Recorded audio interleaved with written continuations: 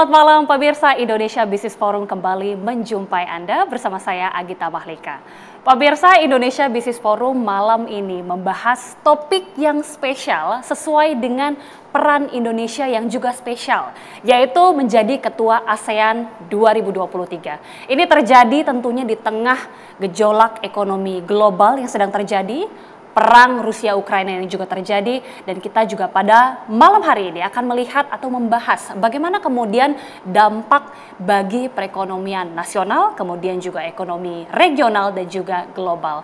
Bersama juga dengan sejumlah narasumber pada malam hari ini, saya akan perkenalkan satu persatu. Yang pertama sudah bergabung, Staf Ahli Menteri Keuangan Bapak Parjiono. Selamat malam Pak Parjiono. Selamat malam Mbak Gita, selamat malam pemirsa. Baik, dan selanjutnya juga ada Ekonom Universitas Indonesia Bapak Fitra Faisal Hastiadi. Pak Fitra atau Mas Fitra, selamat malam. Selamat malam Mbak Gita, Pak Oke, John. ini sudah ada dua narasumber di sebelah kiri dan juga kanan saya. Saya mungkin langsung awali ke Pak Parjiono. Tadi kita sudah melihat ya Pak Parjiono, ini tayangan yang tadi sudah dipamparkan sebelumnya. Indonesia ini sudah menjadi Ketua ASEAN 5 kali, meskipun tidak berturut-turut ya Pak ya. Tapi mungkin kita ingin membahas juga bagaimana kemudian manfaatnya langsung dengan menjadi Ketua ASEAN ini bagi ekonomi nasional Pak. Terima kasih Mbak Gita. Jadi kami awali dengan peran yang bisa dimainkan juga untuk Indonesia. Ini kan meneruskan kesuksesan kepemimpinan Indonesia di level global. Tahun lalu Indonesia menjadi presidensi G20. Banyak kesepakatan, banyak konsensus dicapai di tengah kondisi global yang saat itu sedang sangat sulit ya. Ada krisis pandemi, dan yang kedua mulai terjadi perang Ukraina bulan Februari kalau ingat saat itu ya. Jadi kondisi geopolitik yang sangat sulit saat itu, dan Indonesia dengan kepemimpinan yang sangat kuat mampu membawa masyarakat global melalui G20 melewati situasi sulit itu. Saat ini tahun ini Indonesia menjadi Ketua ASEAN atau melakukan keketuaan ASEAN, dan tentunya kesuksesan di level global ini bisa diperankan di level regional untuk membawa region masyarakat ASEAN melewati masa yang masih sulit. Luka dari pandemi masih ada, kemudian juga geopolitik juga makin memanas. Nah, ini tidak gampang. Kita ingin ASEAN menjadi epicentrum of growth. Tentunya kita ingin pulih lebih cepat dan bersama-sama.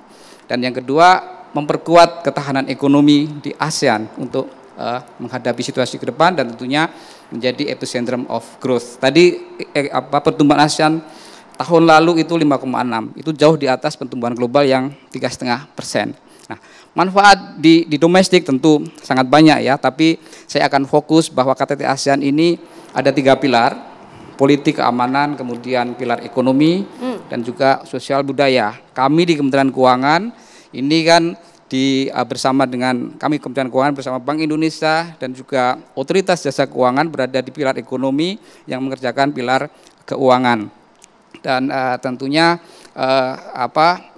manfaat domestik dari keketuaan ini, banyaknya penyelenggaraan event, pertemuan dan meeting, tentunya ini juga akan mendorong mempromosikan pariwisata yang pertama, dan juga menggerakkan menstimulasi ekonomi di daerah juga di pusat. Dan tentunya yang ketiga, kita harapkan kesuksesan diskusi di sektor keuangan, khususnya misalnya di pajak dan kepabeanan, akan lebih banyak mendorong investasi dan perdagangan di kawasan ASEAN. Kira-kira itu ya. Oke, ada banyak harapan tentunya yang kita sama-sama harapkan ya dalam Indonesia menjadi Ketua ASEAN 2023. Pak Parjiono juga tadi sempat menyebutkan bahwa ada sejumlah isu strategis yang juga nanti akan dibahas, meskipun tadi secara spesifik kita bicara tentang isu keuangan. Ada 3 isu strategis atau isu prioritas. Boleh dijelaskan Pak, 3 isu apa saja itu? Baik, ini khususnya 3 isu strategis di bawah pilar ekonomi. Yang pertama itu pemulihan dan pembangunan kembali, recovery dan rebuilding, ya kan? Ini kita ingin mendorong pemulihan yang lebih cepat dan juga bersama-sama di ASEAN, dan tentunya membangun ketahanan yang lebih kuat untuk menghadapi krisis di masa depan. Di bawah itu ada isu pertama ini ada kerjasama Kementerian Keuangan dengan Kementerian Kesehatan di ASEAN yang bertujuan untuk memperkuat piranti persiapan seandainya di kemudian hari ada krisis kesehatan lagi, sehingga Indonesia berinisiasi menciptakan Forum Menteri Keuangan dan Menteri Kesehatan ASEAN yang diharapkan nanti mampu menelurkan semacam pandemic fund yang sudah kita mampu bentuk tahun lalu di level pandemic G20. Fund ini juga menjadi salah satu kesepakatan pada saat pembahasan di G20, betul ya Pak ya? Betul. Nah ini salah satu karena di ASEAN juga masih ada gap antara kebutuhan layanan kesehatan dan juga yang sudah tersedia. Khususnya negara-negara ASEAN yang masih berkembang dan juga berpendapatan rendah. Yang kedua, misalnya kita juga membahas masalah ketahanan pangan, akan juga dibahas di sektor ini. Kenapa penting? Menteri Keuangan dan Gubernur Bank Sentral sepakat untuk mendukung sektor pertanian dalam memperkuat ketahanan pangan di ASEAN. Kemudian yang ketiga, saya boleh sebutkan di bawah strategis ini adalah pajak dan kepabianan misalnya. Tadi sudah saya sebutkan ini sangat penting untuk mendorong investasi dan juga perdagangan di kawasan ASEAN. Poin keempat, ini juga penting adalah kerjasama di bidang infrastruktur. Saya sebutkan di ASEAN ini sudah dibentuk yang namanya ASEAN Infrastructure Fund. Dana untuk pembangunan di ASEAN ini dibentuk tahun 2010, tapi di tahun ini saya kira sudah sepakat antara Menteri Keuangan dan Gubernur Bank Sentral untuk reposisi yang semula hanya pembangunan infrastruktur konvensional akan lebih kepada pembangunan infrastruktur yang hijau, sehingga akan lebih memberikan ruang kepada AIF, Infrastruktur Fund ASEAN ini untuk mobilisasi dana hijau dari seluruh global. Dan yang poin keempat di bawah isu strategis ini tentunya perlunya ASEAN bekerjasama dalam mengembangkan pembiayaan asuransi risiko bencana. Saya kira ini posisi geografis ASEAN menjadi sangat relevan. Yang kedua, isu strategis kedua adalah digital ekonomi. Nah, ini ada dua hal penting yang akan dibahas. Yang pertama adalah mengenai mendorong penggunaan pembayaran transaksi digital. Di Indonesia ada QR itu yang akan dikembangkan. Ini manfaatkan kepada big data dan seterusnya akan sangat penting.